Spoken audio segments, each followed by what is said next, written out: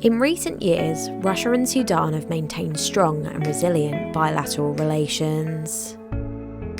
In 2018, when protests broke out across Sudan, Moscow backed Omar al-Bashir's attempts to hold on to power. Bashir's regime even cooperated with Russian private military contractors to strengthen the Sudanese army.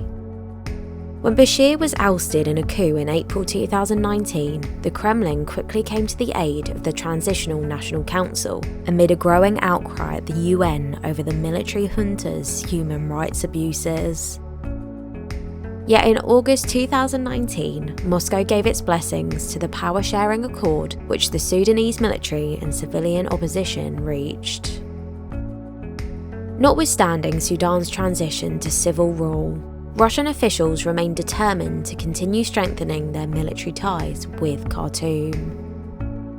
For the Kremlin, Sudan's geographic location along the Red Sea makes the country of immense strategic value, especially within the context of Moscow's plans for constructing a naval base there.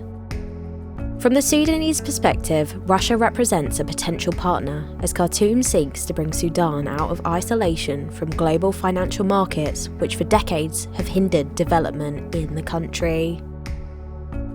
The Russian government has also attempted to help Sudanese officials prevent unrest from exacerbating through various forms of economic support.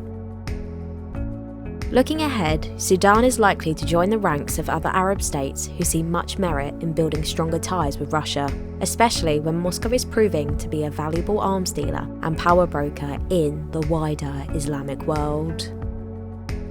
Moscow is determined to appeal to Sudan with a narrative about Russian commitment to Khartoum and its non-interference in Sudan's internal affairs.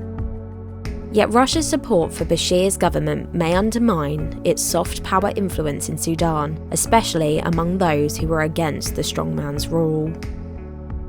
Thus, an important task for the Kremlin will be to simultaneously balance relations with Sudan's military while enhancing its image among the country's civilians. As Russia seeks to enhance its leverage in the Red Sea and the African continent at large, Sudan will remain important to Moscow.